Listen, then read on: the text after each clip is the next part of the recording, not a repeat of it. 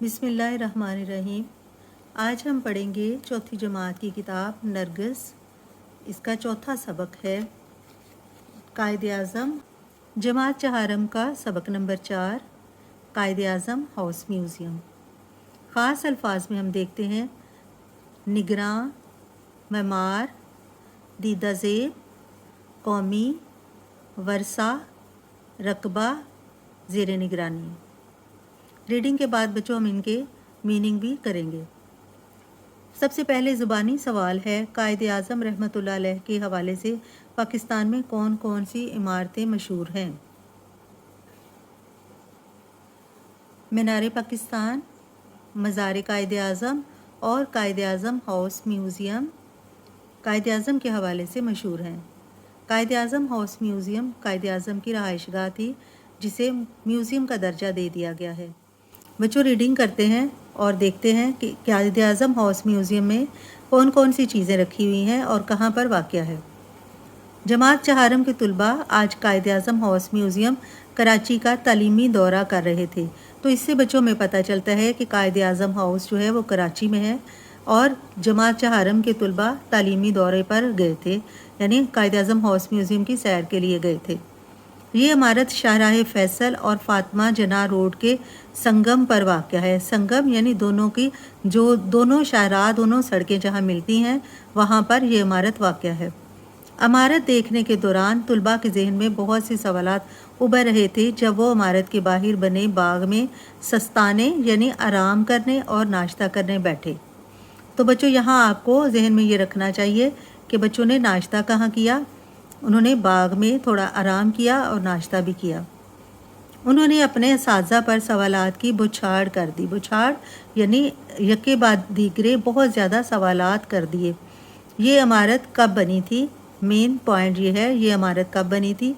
इतनी खूबसूरत इमारत बनाने वाला कौन था? ये सवालात के जवाबात हैं, मुख्तसर सवाल और उनके जवाब। किस किस ने इसमें रहाइश इख्तियार की? कायदे आज़म से पहले कौन इसमें रहता था? निसार की लिखाई खुशखत और लिखने की रफ्तार भी तेज़ थी। निसार जो कि स्टूडेंट था ग्रेड 4 का, उसकी लिखाई अच्छी थी, खुशखत थी, यानी वो बहुत खूबसूरत लिखता था और उसकी लिखने की स्पीड बहुत तेज़ थी।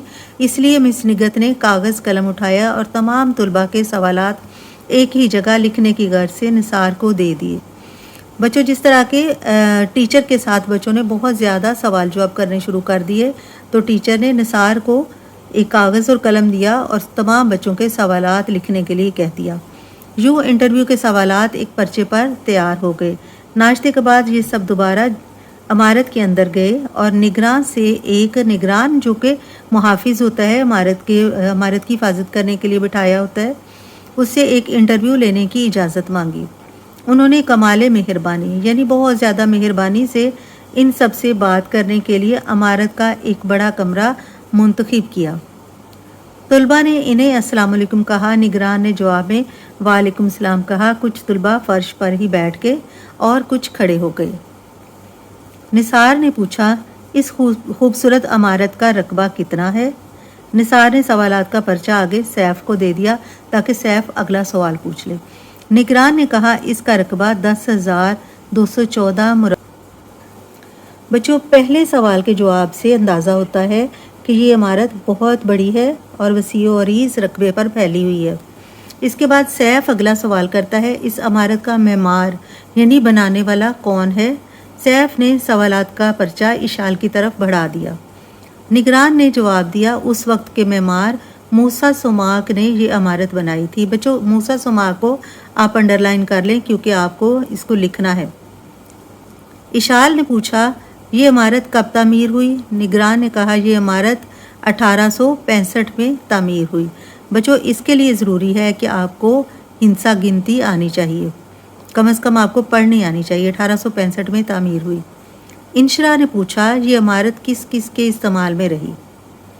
निगरान ने कहा, जैसा कि मैं बता चुका हूँ कि ये मूसा सुमाक ने बनाई, तो सबसे पहले तो ये इनके ज़ाती इस्तेमाल में रही, यानी मूसा सुमाक जो मेमार थे बनाने वाले, उन्होंने खुद इसको इस्तेमाल किया।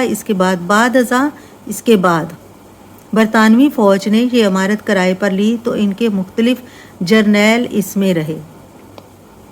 फौज के जो जनरल थे वो इसमें रहे।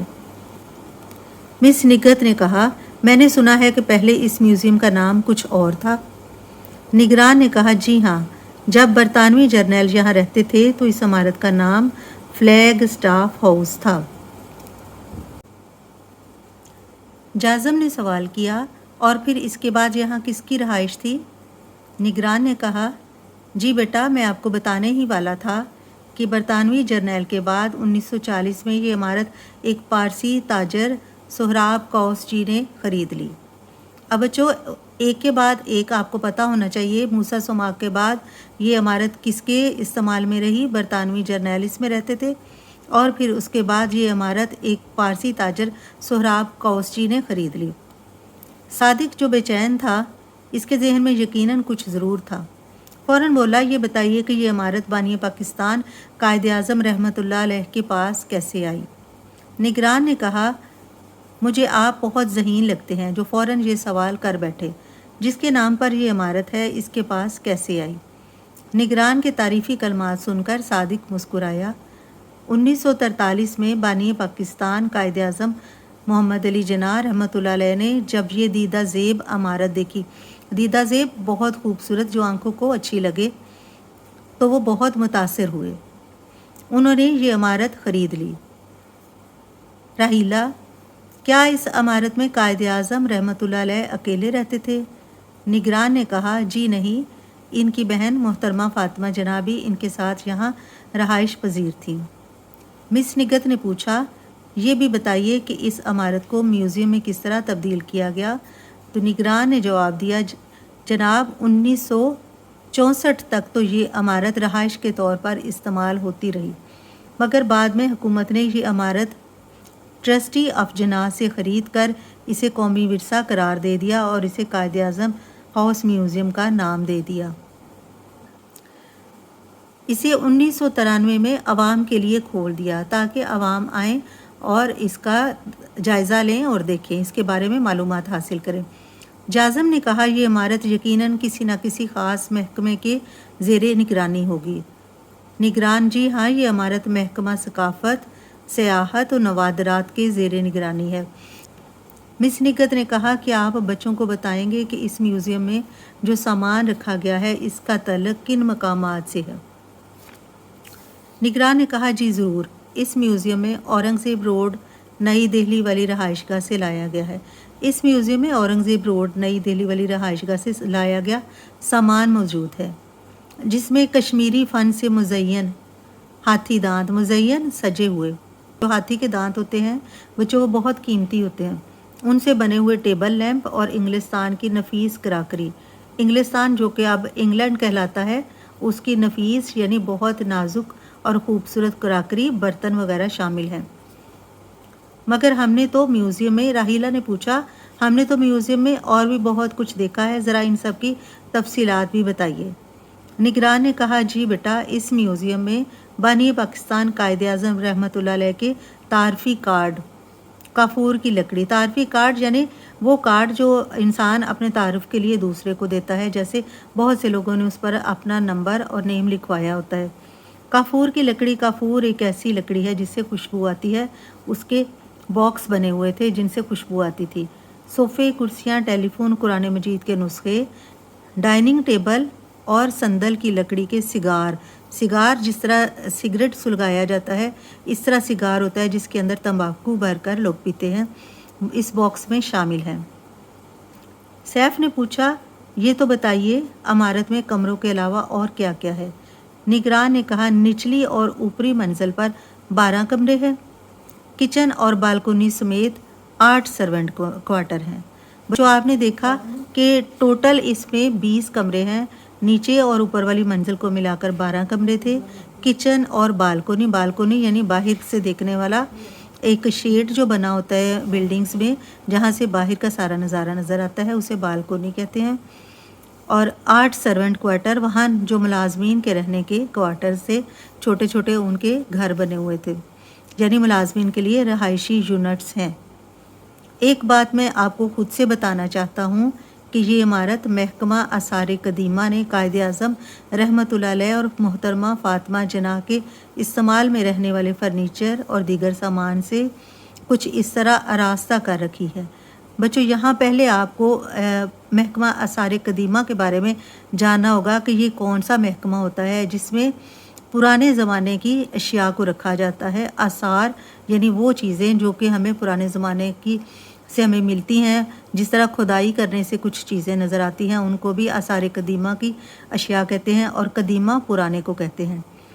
پرانے زمانے کی چیزوں اور فاطمہ جناح رحمۃ اللہ علیہ اور قائد اعظم کے استعمال میں جو چیزیں تھیں وہ فرنیچر، دیگر اور دوسرا سامان اسے آراستہ کر رکھی ہیں، سجا کے رکھی ہوئی ہیں۔ آراستہ، سجانا، سجاوٹ کرنا، کہ دیکھنے والا یہ محسوس کرتا ہے کہ قائد اعظم رحمۃ اللہ علیہ اور محترمہ فاطمہ جناح اپنے کمروں سے ابھی چہل قدمی کے لیے گئے ہیں۔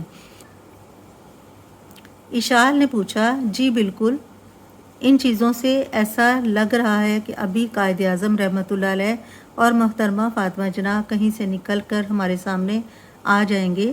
اشال کی بات پر تمام بچوں نے سر ہلایا اور پھر مس نگہت نے نگران کا شکریہ ادا کیا اور جانے کی اجازت طلب کی۔ طلب کرنا، مانگنا، جانے کی اجازت مانگی۔ نگران نے تمام بچوں کو خدا حافظ کہا اور عمارت کے باہر گیٹ تک چھوڑنے آئی۔